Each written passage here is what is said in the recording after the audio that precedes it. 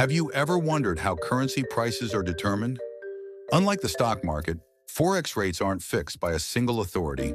Instead, they're shaped by the ongoing balance of supply and demand, primarily through the interbank system.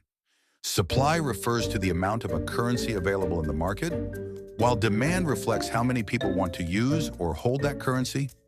The value of a currency is shaped by this balance. If demand rises, the currency becomes stronger.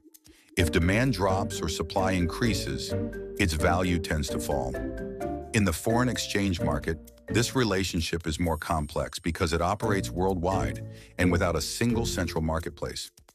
Demand for a currency comes from many activities such as international trade, tourism, investment, and even government operations.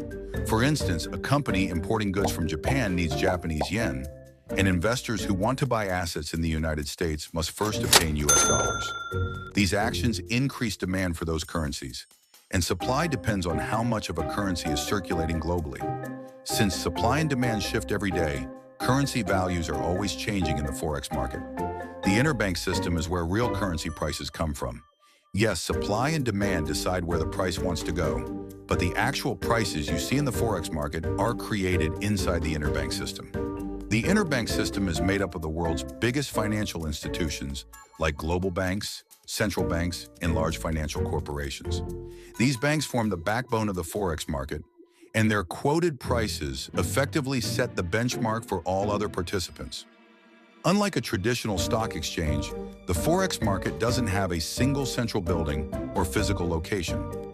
Instead, it's an electronic network where major banks constantly offer prices for currencies. A bank's bid price is what they'll pay to buy a currency, and the ask price is what they charge to sell it. The tiny difference between the bid price and the ask price is called the spread. This is how banks and brokers earn money. So why do banks play a central role in setting currency prices? Banks play a big role in setting the prices because they are at the center of almost all global money movements. Whenever countries trade, invest, or move large amounts of money, it usually goes through banks. Banks also hold huge amounts of different currencies, so they can adjust their prices based on what they expect will happen in the market. As banks keep quoting prices to each other, they naturally form a common price range. This becomes the reference rate that your CFD broker uses to value one currency against another. What is the role of central banks in the forex market? Although commercial banks dominate day-to-day pricing, central banks play an important role in influencing exchange rates. Central banks hold reserves of foreign currencies and occasionally intervene directly in the forex market. For example, if a currency depreciates too quickly, a central bank may purchase its own currency in the interbank market to support its value.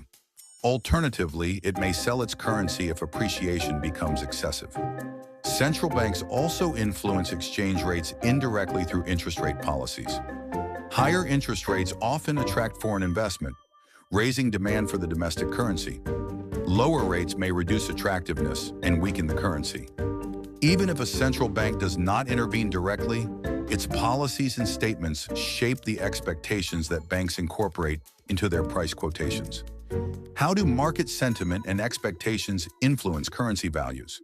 Beyond the actual flows of trade and capital, market sentiment also plays an important role in influencing currency prices.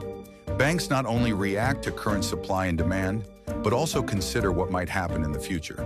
If economic indicators point to strong growth in a country, banks may increase their demand for its currency in anticipation of more trade and investment. Conversely, negative expectations can weaken a currency even before unfavorable economic data are confirmed.